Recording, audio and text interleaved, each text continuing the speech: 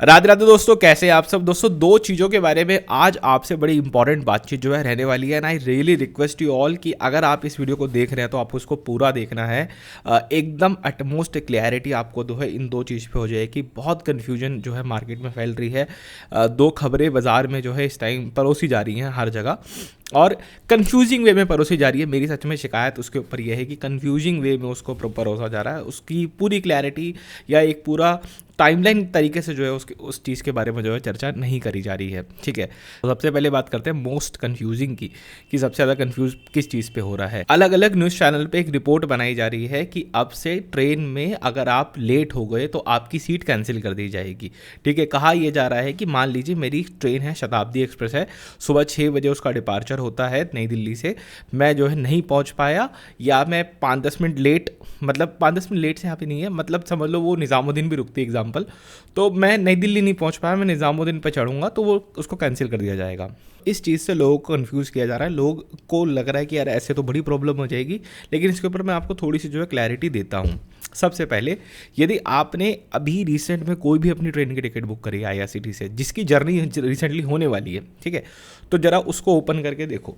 जैसे ही आप टिकट काटते हैं आज के समय में, तो टिकट काटते ही आपके पास जो मैसेज आता है, योर कन्फर्मेशन का मैसेज जो आता है, वहाँ पे लिखा होता है boarding allowed from XYZ station only. जैसे स्क्रीनशॉट में आप देख रखें कि यहाँ पे SSB, अभी मैं रिसेंटली आगरा गया था, आपको पता है, तो उस वाली जर्नी का ये जो है टिकट है। तो वहाँ पे लिखा हुआ है कि boarding allowed from SSB only, मतलब शकूर बस्ती से ही आप चढ़ सकते हैं।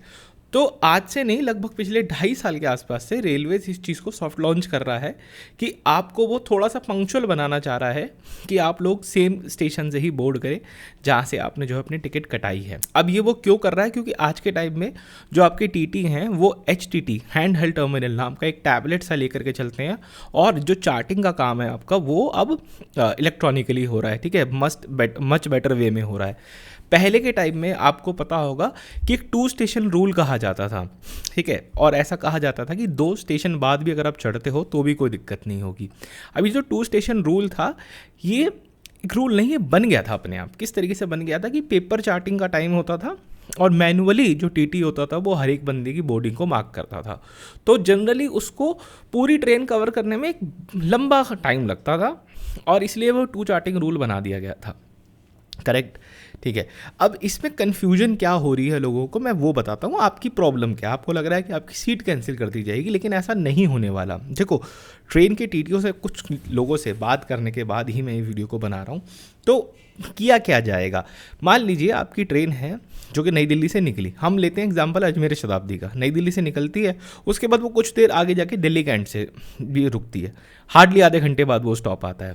ठीक है, तो दिल्ली कैंट तक वो बंदा इंतज़ार करेगा ही करेगा। जो TT है आपका, वो दिल्ली कैंट तक तो मिनिमम इंतज़ार करेगा ही करेगा। क्यों? क्योंकि ये एक काइंड ऑफ NCR के अंदर ही नियर बाई आने वाले स्टेशन है। लेकिन आपने अपनी टिकट कराई दिल्ली से है और आप चढ़ रहे हो रेवाड़ी या फिर अलवर पे, तो हाँ, वहाँ तक जो है जो TT वगैरह है वो नहीं रुकने वाले। इसका सॉल्यूशन क्या है, आप जब भी अपनी टिकट कटाएं, ठीक है, मान लीजिए कोटा के कारण, अवेलेबिलिटी के कारण पीछे से अपने टिकट को कटा रहे हैं, जब भी आप ऐसा करें आप बोर्डिंग पॉइंट जरूर से चेंज करें। ठीक है, IRCTC में टिकट बुक करने के बाद बोर्डिंग पॉइंट चेंज करने का वहीं पे नीचे ऑप्शन आता है, आप वहाँ से बोर्डिंग पॉइंट को चेंज कर सकते हैं। और वो चेंज करने के बाद जो TT है उसके हैंडहेल्ड टर्मिनल के ऊपर ये अपडेट होगा बाकायदा कि ये बंदा यहाँ से नहीं यहाँ से चढ़ेगा, तो आपकी यहाँ पे सीट कैंसिल नहीं होगी। तो डरने वाली कोई बात नहीं है। यदि आप एक शहर के अंदर ही स्टेशन है या बहुत पास में जो 2 स्टेशन है, तो उसमें कैंसिलेशन की कोई दिक्कत वाली बात नहीं है। बहुत दूर है तो वहाँ तो आप भी नहीं पहुँच सकते ना। मैं उदाहरण बताता हूँ एक और। हाँ, अब हम एग्जांपल लेते हैं कोई ऐसी ट्रेन का जो दिल्ली से चलती है, झांसी या फिर आगरा रुकती है। तो मान लो आपकी ट्रेन दिल्ली से छूट गई, एग्जांपल समझना, आपकी ट्रेन दिल्ली से छूट गई, तो अब आप मीन टाइम में आगरा या झांसी नहीं पहुँच सकते ना। ट्रेन कितनी स्पीड से तो नहीं पहुँच सकते। ठीक है, आप दिल्ली से मान लीजिए आपकी ट्रेन निकल गई और आप एकदम से आगरा तो नहीं पहुँच सकते। और यदि आपका ऐसा कोई प्लान बन जाता है कि आपको अब आप उस ट्रेन को आगरा या झांसी से बोर्ड करने वाले हैं, तो आपको डिपार्चर से 24 घंटा पहले अपडेट करना पड़ेगा। ठीक है, सडनली के लिए, कंटिजेंसी के लिए भाई नॉर्मली रेलवे में कोई जगह नहीं होती। बाकी कुछ TT पे डिपेंड करता है कि वो क्या करता है। इन प्रोसेस को फास्ट बनाने के लिए ऐसा किया जा रहा है। इससे होगा क्या, इससे होगा ये कि मान लीजिए जो लोग पैसेंजर नहीं आए, ठीक है, नई दिल्ली से ट्रेन निकली है, अब अगला स्टॉप झांसी है 400 किलोमीटर के बाद, कानपुर है 400 किलोमीटर के बाद। अब जो लोग नहीं आए, पता लग गया कि भाई फटाफट, क्योंकि पता लग जाता है, तो उन लोगों की जो सीट है वो फटाफट से वेटिंग वालों को क्लियर करने के लिए दी जाएगी। यदि वेटिंग वाले नहीं हैं तो आगरा झांसी जो स्टेशन है या कानपुर जो स्टेशन है अगला, वहाँ पे करंट सीट ओपन कर दी जाएगी, करंट में सीटें खोल दी जाएंगी ताकि और लोगों को अकोमोडेट किया जा सके। तो ये सब जो है इसलिए कर रहे हैं, लेकिन इस पर रेलवे का अभी तक कोई आधिकारिक बयान नहीं आया है।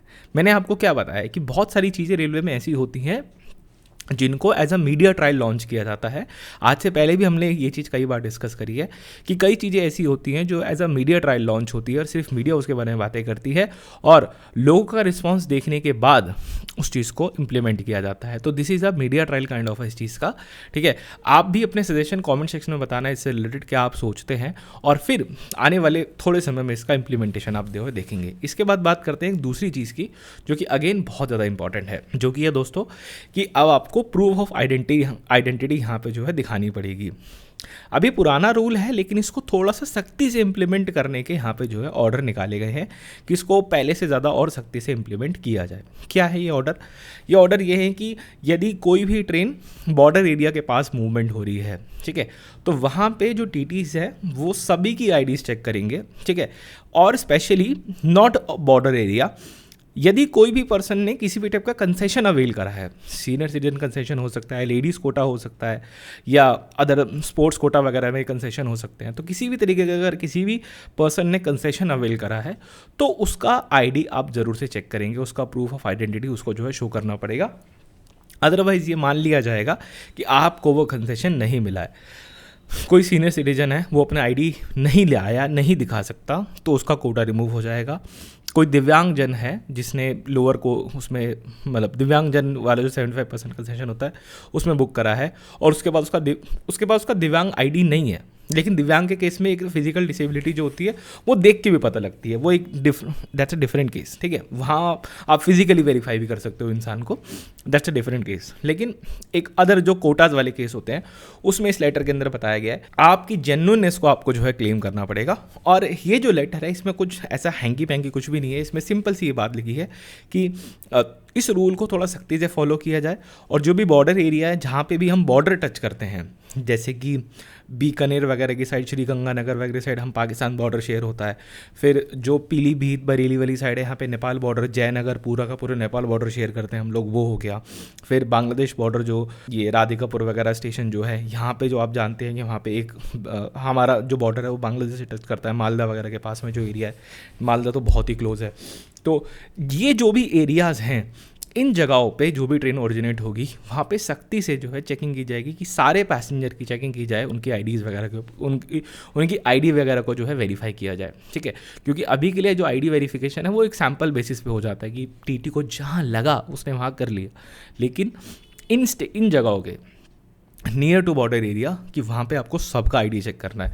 तो ये some sort of internal control वाली बात है जो मैं आपसे शेयर कर रहा हूँ, ठीक है। बट लोगों को पता होनी चाहिए। आप कहीं ना कहीं कोशिश करें, if you are not digitally smart या डिजिटली एक्सपोज्ड इनफ, तो कोशिश करो कि जब भी आप ट्रैवल करो आप फिजिकल आधार कार्ड कैरी करो, ठीक है, जिससे कि आपकी यात्रा क्या हो, आरामदायक हो, सुखदायक हो, कुछ भी कह लीजिए, ठीक है। यदि इसके बाद आपका कोई भी सवाल है, सुझाव है इस पूरे टॉपिक को लेकर के या हमारे किसी और वीडियो को लेकर के, तो प्लीज़ कमेंट सेक्शन में बताइएगा। इस वीडियो में दोस्तों इतना रखते हैं, मिलते हैं आपसे बहुत जल्द एक और वीडियो में। राधे राधे।